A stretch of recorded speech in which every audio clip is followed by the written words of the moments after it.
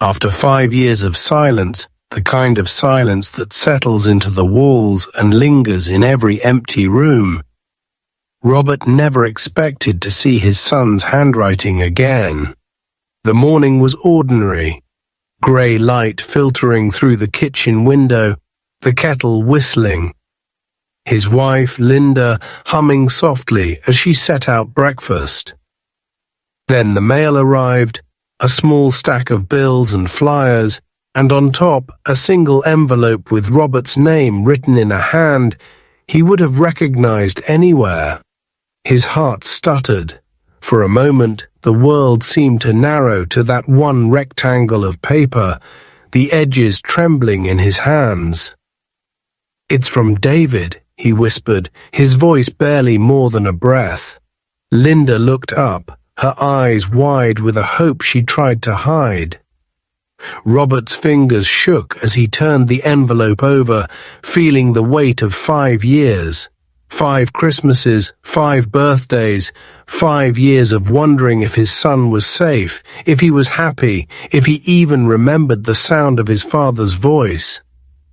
He was so eager to tear it open, to finally bridge the chasm that had grown between them, that he barely noticed Linda's sudden stillness.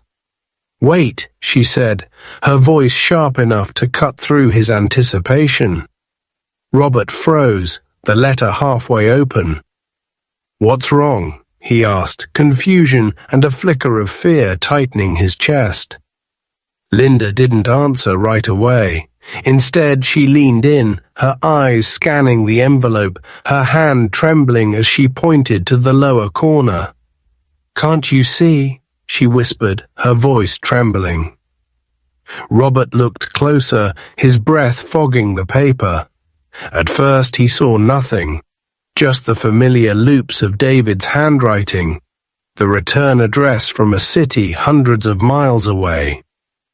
But then, as the light shifted, he saw it, a faint, oily smudge near the seal, a strange discoloration that hadn't been there on any letter he'd ever received. His mind raced. Was it water? Ink? Something else? Il sait. Inda's face had gone pale. "Don't touch your face," she said, her voice barely above a whisper. "Don't touch anything." The room seemed to shrink, the air thick with dread.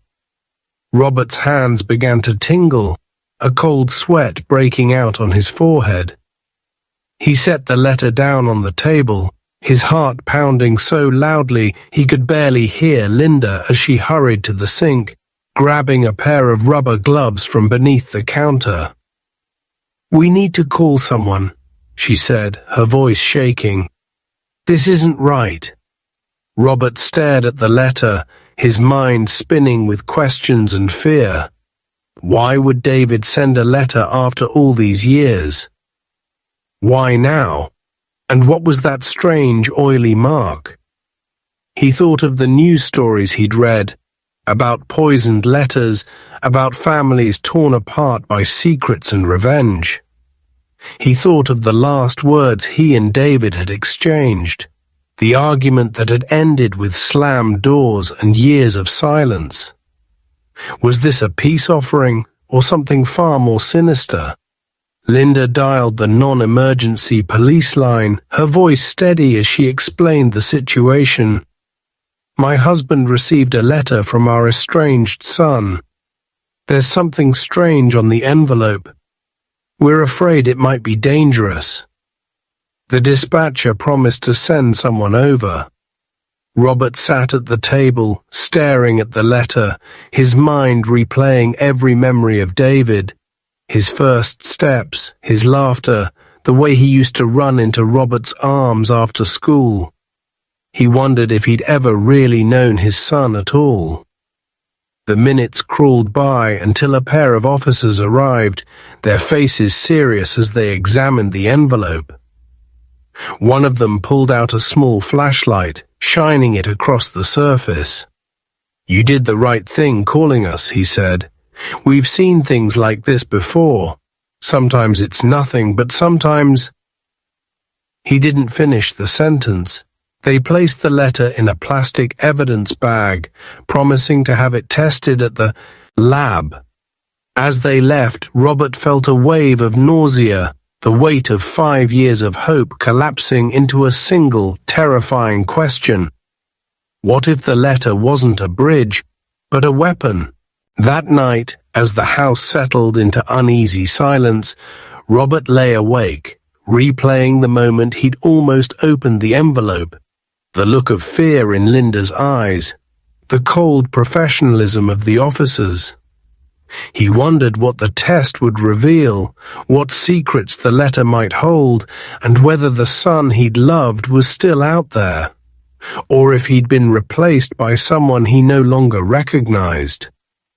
The wait for answers had never felt so long or so dangerous. The hours after the police left felt like a slow descent into a kind of waking nightmare. The house transformed from a place of comfort into a stage for suspicion and dread. Robert and Linda sat together in the living room, the letter now sealed away in a plastic evidence bag, the faint chemical tang of rubber gloves still lingering in the air. The television played quietly in the background, but neither of them paid attention, their thoughts circling the same anxious questions. Robert's mind replayed every moment of the past 5 years, every missed birthday, every unanswered call, every night he'd lain awake wondering if David was safe, if he was happy, if he would ever come home. Now all those hopes seemed poisoned by the oily smudge on the envelope, by the fear that maybe, just maybe, the son he'd loved was capable of something unthinkable. Linda tried to reassure him, her hand resting on his knee, but he could see the worry etched into her face, the way her eyes flicked to the phone every time it buzzed. "Maybe it's nothing," she said, her voice thin. "Maybe it's just old glue or a spill at the post office." But Robert could hear the doubt beneath her words, the same doubt gnawing at his own heart. He thought of the last time he'd seen David, the argument that had ended with slammed doors and bitter words, words he'd regretted every day since. He wondered if this letter was meant as an olive branch, or a final act of vengeance.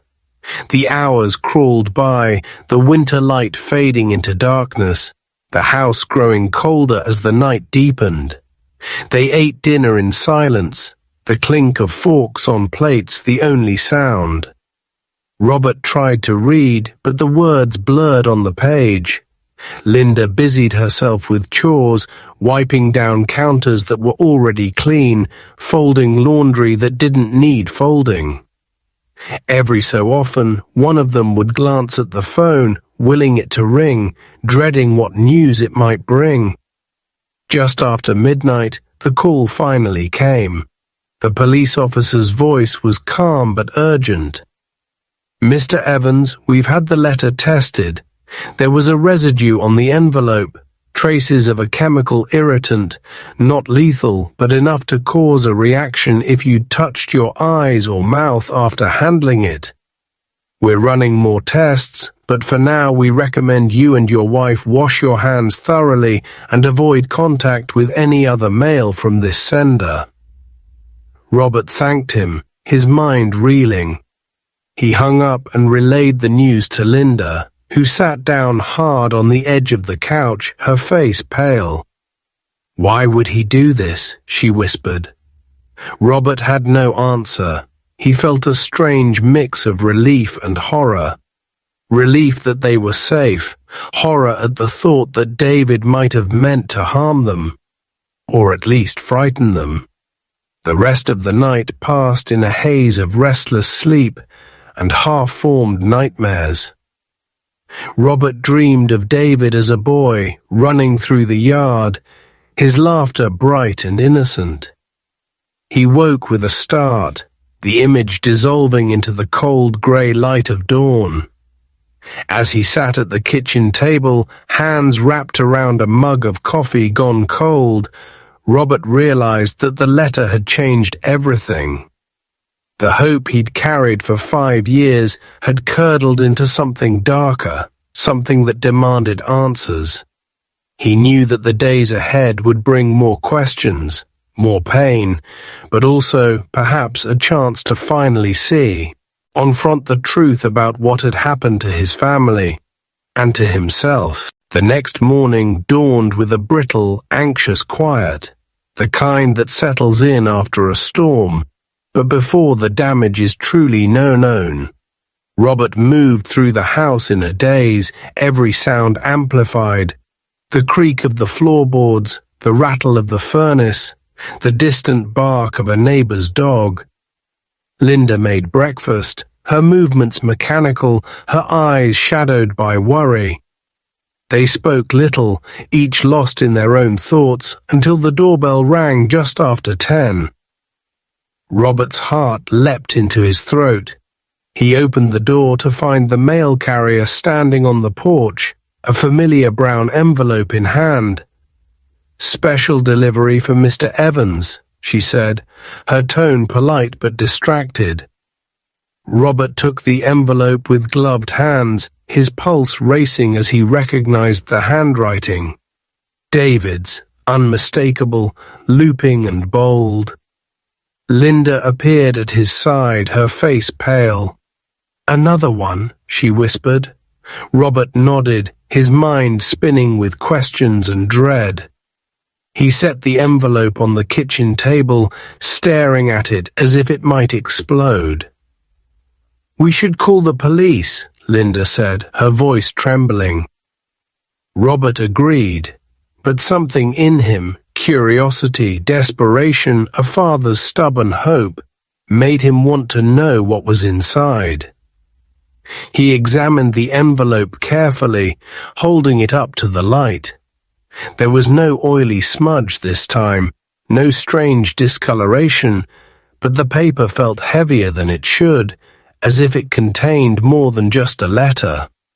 The police arrived within the hour, 2 officers in crisp uniforms and latex gloves. They examined the envelope and scanning it for residue, then carefully slit it open.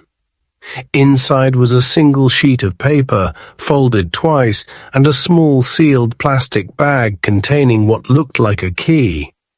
The officer read the letter aloud, his voice echoing in the silent kitchen. "Dad, I know you're angry. I know you have every reason to hate me, but there are things you don't understand. Things I couldn't say before. The key is to a locker at the old bus station. Please go there. You'll find the truth."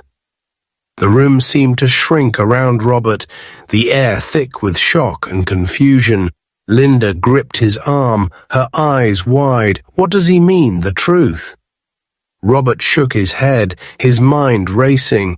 Was this another trap, a desperate plea for forgiveness, or something more sinister? The officers took the key and the letter as evidence, promising to check the locker themselves. "We'll let you know what we find," one said, his tone gentle but firm. As they left, Robert felt a strange mix of fear and hope. For the first time since the first letter arrived, he wondered if there was more to David's silence than anger or greed. Maybe, just maybe, there was a secret buried beneath the years of pain, a secret that could explain everything or destroy what little remained of their family.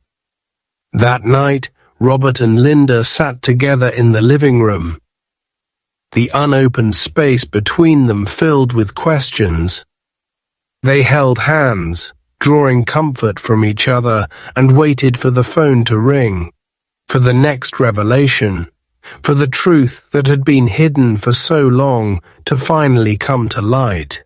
The hours after the police took the key stretched on with a tension that made every tick of the clock feel like a countdown to something neither Robert nor Linda could name. They tried to distract themselves, Robert with the crossword, Linda with her knitting, but their eyes kept drifting to the phone, willing it to ring, dreading what news it might bring. The house felt smaller, the walls closing in with every unanswered question. Robert replayed the officer's words in his mind. "We'll let you know what we find." He wondered what could possibly be waiting in that old bus station locker. Evidence of a crime, a desperate confession, or some final twisted message from a son he no longer recognized. The memory of David's first letter, the chemical residue, the fear in Linda's eyes, all swirled together with the hope that maybe, just maybe, there was an explanation that would make sense of it all. When the call finally came, it was late afternoon, the winter sun already sinking behind the trees. The detective's voice was calm but urgent. "Mr. Evans, we've opened the locker. There was no threat, no dangerous substance. Inside we found a small box, a stack of letters and a flash drive. The box contained a watch, engraved with your initials, and a photograph of you and David from years ago.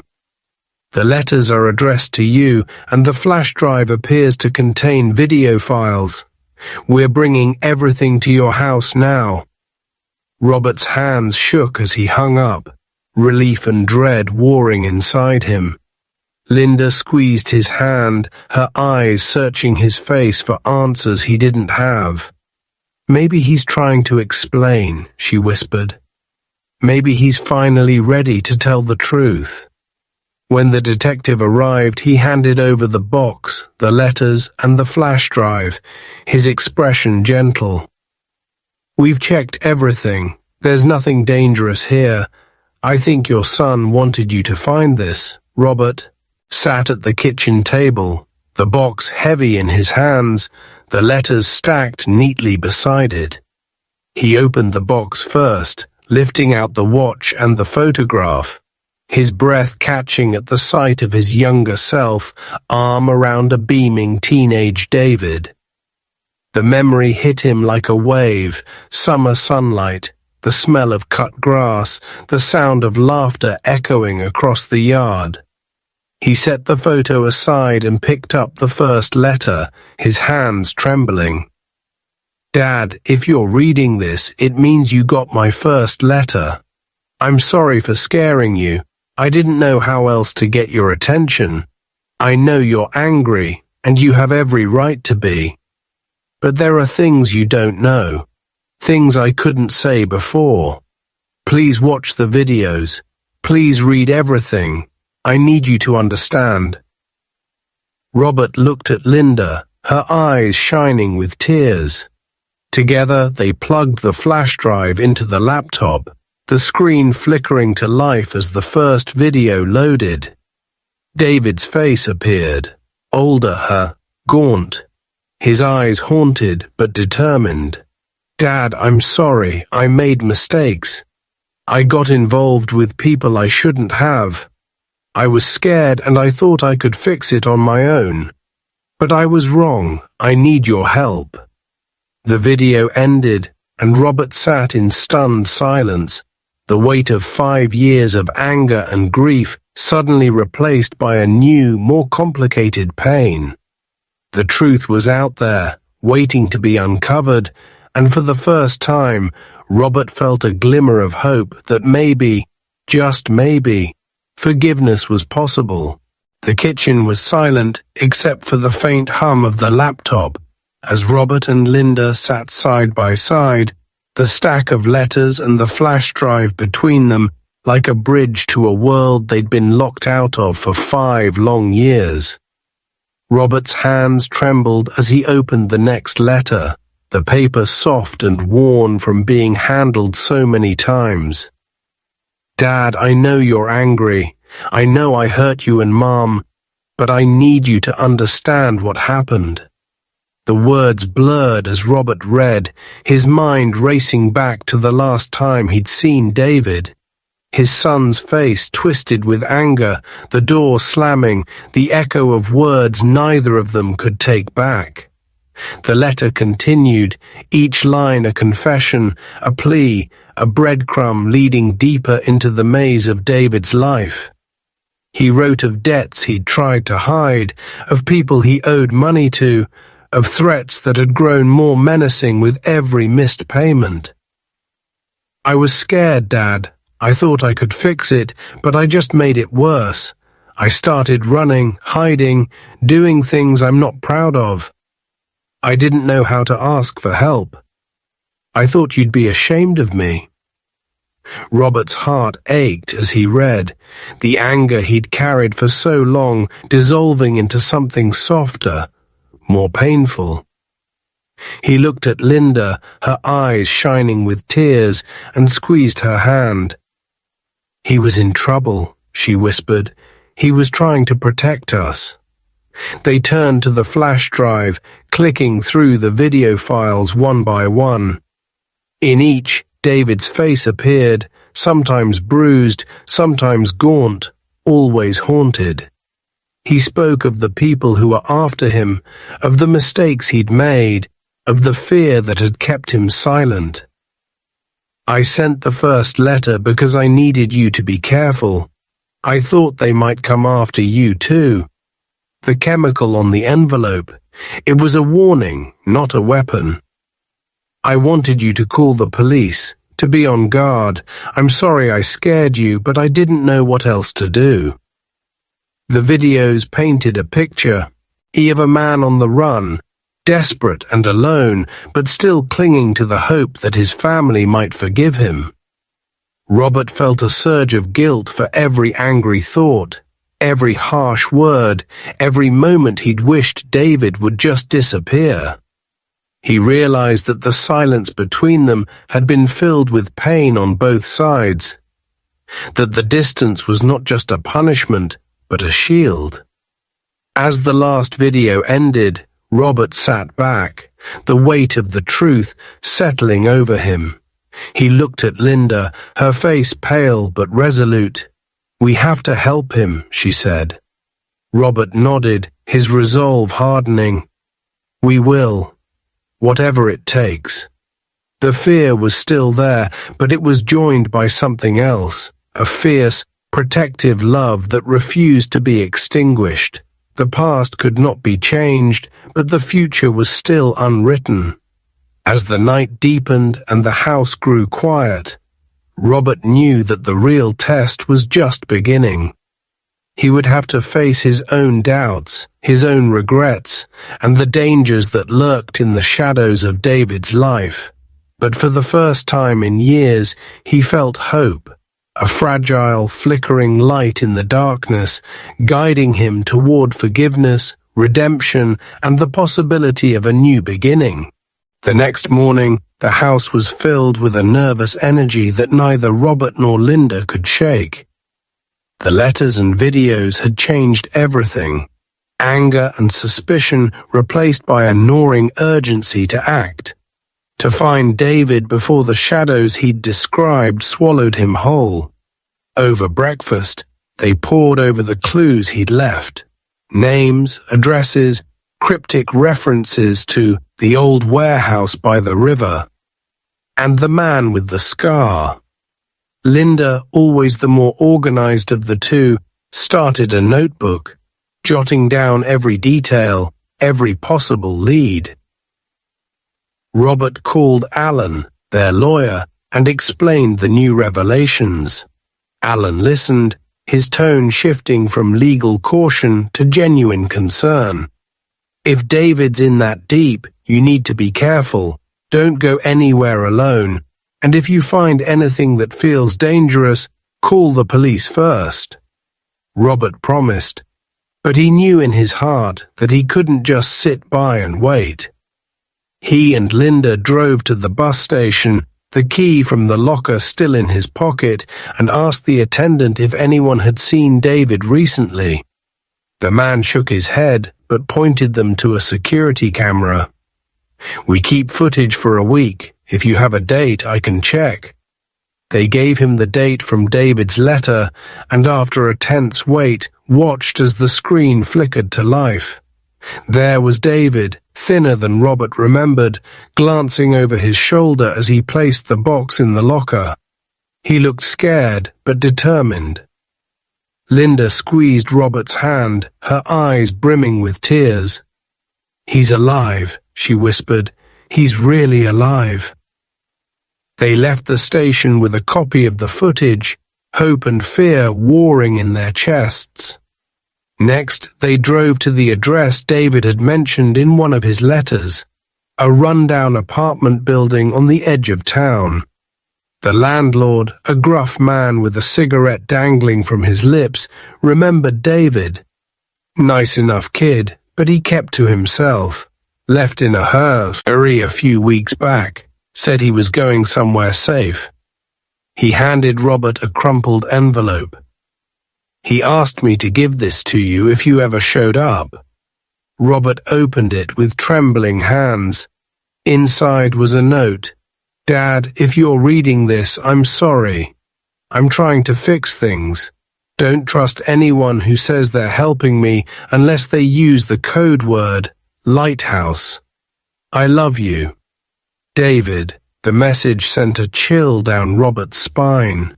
He realized that helping David would mean risking everything: money, safety, even their own peace of mind.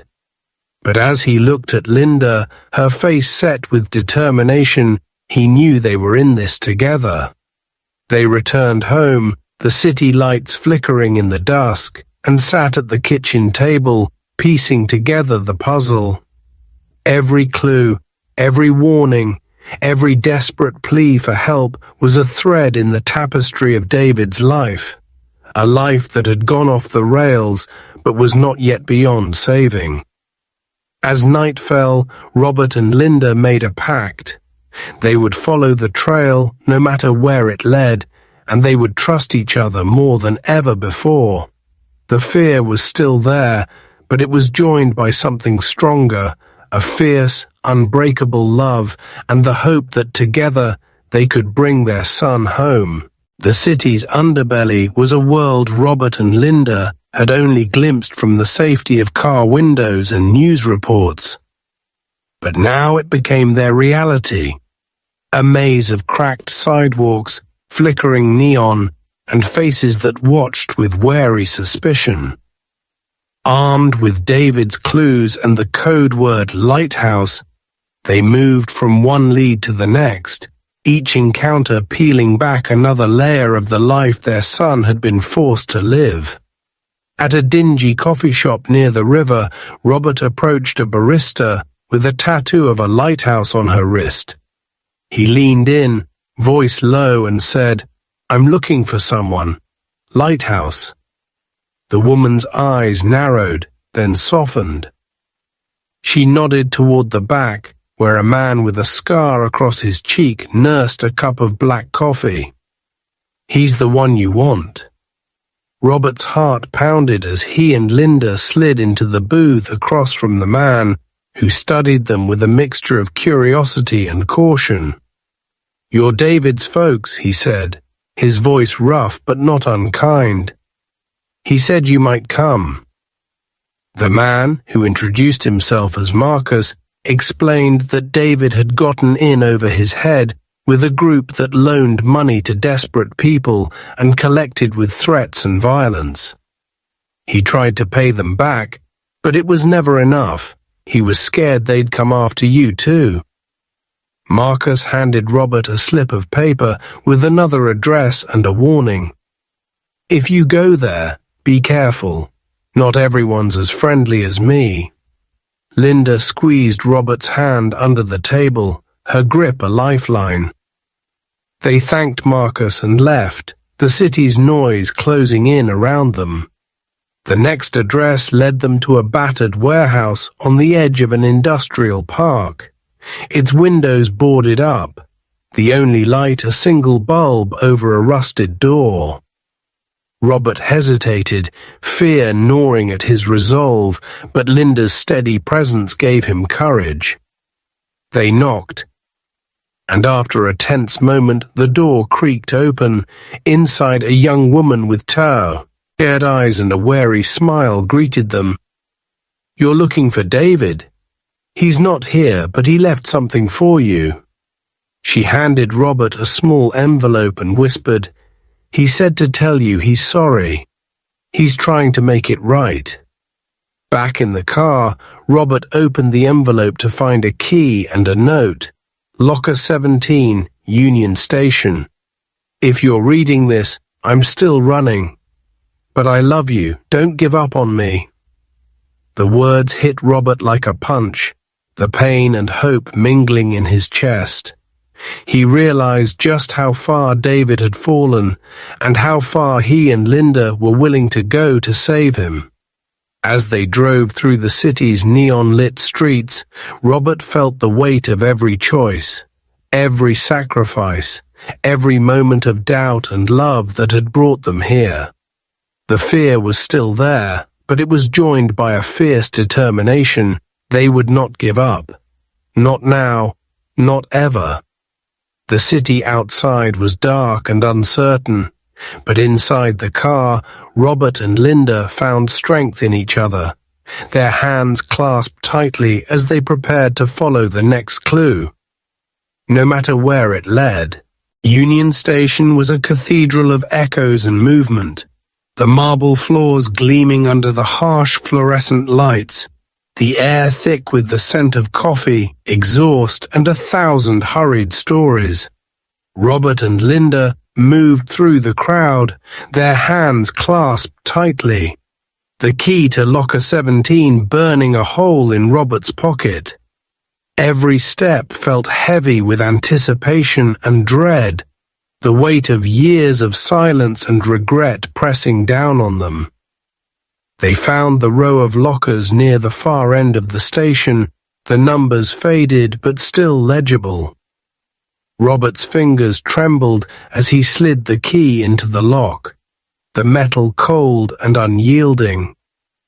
With a soft click, the door swung open, revealing a battered duffel bag and a single envelope taped to the inside. Linda reached for the envelope, her breath catching as she recognized David's handwriting. "Dad, Mum, if you're reading this, I'm sorry. I never wanted to drag you into this, but I didn't know who else to trust." Inside the bag are documents, bank statements, photos, names. Everything you need to prove what happened to me and to clear my name.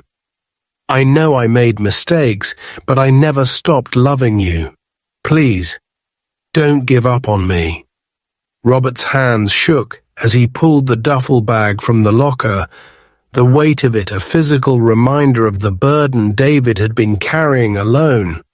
Inside, they found a stack of papers, evidence of the loan shark's threats, forged signatures, photos of bruises and broken windows, a USB drive labeled "For the Police." Linda's eyes filled with tears as she sifted through the documents, her voice trembling. He was trying to protect us. He was trying to fight back. Robert felt a surge of pride and sorrow, the pain of the past 5 years mingling with a fierce hope. They sat on a bench in the station, the world rushing by in a blur of strangers and announcements, and read every page, piecing together the story of her son's descent and his desperate attempt to claw his way back. The evidence was overwhelming, enough to clear David's name, enough to put his tormentors behind bars, enough to finally bring him home. Robert called Alan, his lawyer, and explained what they'd found. Alan's voice was steady, full of cautious optimism. "Bring everything to my office. We'll go to the police together. This is what we needed, Robert. This is how we save him." As they left the station, the city lights flickering in the dusk, Robert felt a sense of purpose he hadn't known in years. The fear was still there, but it was joined by something stronger, a belief that forgiveness was possible, that family could be rebuilt, that love, battered and bruised, could still endure. As they drove home, Linda squeezed Robert's hand, her eyes shining with hope. "We're going to get our son back," she whispered. And for the first time since the letter arrived, Robert believed her. The next morning, Robert and Linda sat in Alan's office, the duffel bag and its contents spread across the polished oak desk, like the pieces of a puzzle that had taken 5 years to assemble. Alan moved through the documents with the practiced eye of a man who had seen every kind of family tragedy. But even he looked shaken by the scope of what David had endured. "This is more than enough," he said, tapping the stack of bank statements and photographs. "We'll take it all to the police. With this, they can open a real investigation, not just into David's disappearance, but into the people who threatened him." Robert nodded, his hands folded tightly in his lap, his heart pounding with a mix of hope and dread. Linda sat beside him, her hand resting on his knee, her eyes never leaving the USB drive that held the final piece of David's story. The detective they met at the precinct was young but sharp, his questions precise, his sympathy genuine. He listened as Robert and Linda explained everything: the letters, the videos, the threats, the evidence from the locker. He plugged the USB drive into his laptop, his brow furrowing as he watched the videos David had recorded. He was scared, the detective said quietly, but he was smart. He documented everything. "This is going to help us find him and put the people who did this away." The hours that followed were a blur of statements, signatures, and the slow, grinding machinery of justice. Robert felt both helpless and empowered, a bystander to his own family's tragedy, but also, finally, an active participant in the fight to bring his son home. As they left the station, the detective promised to keep them updated. "We'll do everything we can, Mr. Evans. You did the right thing." That night, Robert and Linda sat together in the living room, the weight of the past 5 years pressing down on them. But for the first time, there was a crack in the darkness, a sliver of hope that maybe, just maybe, the truth would set them free. They talked late into the night, sharing memories of David, laughing and crying in equal measure, rediscovering the love that had always been the foundation of their family. As the clock struck midnight, Robert looked at Linda and realized that, whatever happened next, they would face it together. The evidence was in the right hands, the truth was finally out, and the long road to forgiveness and redemption had begun. It was just after dawn when the phone rang, the shrill sound slicing through the quiet house and jolting Robert and Linda from a restless sleep. For a moment, Robert's heart hammered in his chest, every muscle tense with the fear that the call would bring more bad news. Another setback, another reason to doubt that their son would ever come home. Linda reached for his hand, her grip tight, her eyes wide with hope and dread. Robert answered, his voice rough with sleep and anxiety. On the other end was Detective Harris, his tone brisk but warm. "Mr. Evans, we have news. We found David." The words seemed to hang in the air, unreal, impossible. "He's safe. He's been in protective custody for the last 48 hours. We picked up 2 of the men who were after him last night, thanks to the evidence you provided. David wanted us to call you as soon as it was safe." Robert felt his knees go weak, relief and joy flooding through him so quickly he had to sit down. Linda burst into tears, her face buried in her hands, her shoulders shaking with the release of 5 years of fear and longing. "Can we see him?" Robert managed, his voice trembling. "Soon," Harris promised. "He's given a full statement. He's tired, but he's okay. He asked me to tell you he's sorry, and that he loves you." The rest of the call was a blur. Details about the case, instructions for when and where they could visit, reassurances that David was finally safe. When Robert hung up, he and Linda held each other for a long time, the weight of the past 5 years melting away in the warmth of hope restored. The day passed in a haze of preparation and anticipation. Robert found himself pacing the house, unable to sit still, his mind racing with memories of David as a boy. His first steps, his laughter, the way he used to run into Robert's arms after school. Linda baked a loaf of bread, her hands moving automatica. Ellie, her thoughts 1,000 miles away. When the time finally came, they drove to the safe house where David was waiting, the city passing by in a blur of color and light. The reunion was quiet, almost reverent. David looked older, thinner, but his eyes were clear, his smile genuine. He hugged his parents tightly, whispering apologies and words of love, tears streaming down his face.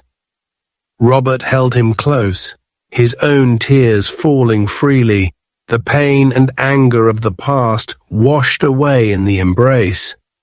They sat together, talking for hours, sharing stories, filling in the gaps of the years lost to fear and silence. David explained everything. The debts, the threats, the desperate choices he'd made to protect his family. Robert listened, his heart breaking and healing all at once. By the time they left, the sun was setting, painting the sky in shades of gold and rose. As they drove home, Robert realized that the true meaning of family was not in the absence of pain, but in the willingness to forgive, to fight for each other, and to begin again, no matter how many times the world tried to tear them apart.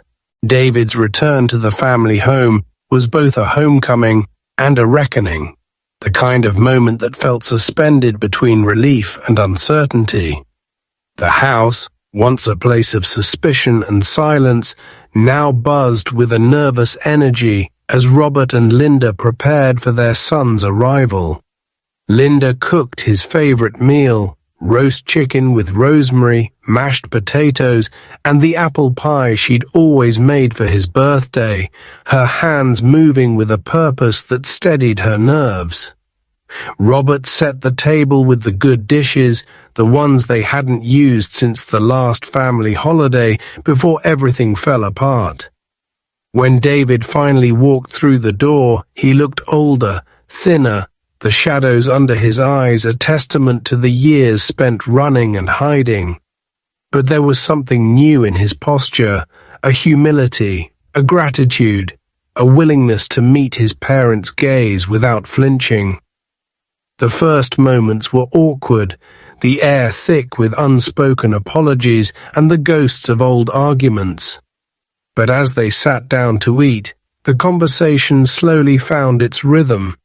Tentative at first, then warmer as laughter and tears mingled over shared memories. David spoke honestly about his mistakes, his fear, and the shame that had kept him away. He apologized for the pain he'd caused, for the trust he'd broken, for the desperate choices that had nearly destroyed them all. Robert listened, his heart aching with a mix of sorrow and pride. He realized that forgiveness was not a single act, but a process, a series of small daily decisions to let go of anger and choose love instead. After dinner, they sat in the living room, the fire crackling in the hearth, and David handed Robert a final letter. "I wrote this before I knew if I'd ever see you again," he said, his voice trembling. "I wanted you to know that, no matter what happened, I never stopped loving you." Robert read the letter in silence, the words blurring tears filled his eyes. He looked at David, then at Linda, and felt the weight of the past 5 years lift from his shoulders. They talked late into the night, sharing stories, making plans, rebuilding the trust that had been shattered, but not lost. As the fire burned low and the house grew quiet, Robert realized that the true test of family was not in the absence of pain, but in the willingness to forgive, to fight for each other, and to begin again. He hugged David tightly, whispering words of love and hope, and knew that whatever the future held, they would face it together. The journey was not over, but for the first time in years, Robert felt whole. Summer arrived in a gentle rush, sunlight pouring through the windows and filling the Evans home with a warmth that felt earned, not given. The garden bloomed with new life. Roses, tomatoes, and the wildflowers Linda had planted as a promise that beauty could return even after the hardest winter. Robert found himself waking each morning with a sense of gratitude. The ache of the past 5 years softened by the laughter that now echoed through the house. David had moved into the guest room, his presence a daily reminder that forgiveness was not a single act, but 1,000 small choices made over shared meals, late-night talks, and the quiet work of rebuilding trust.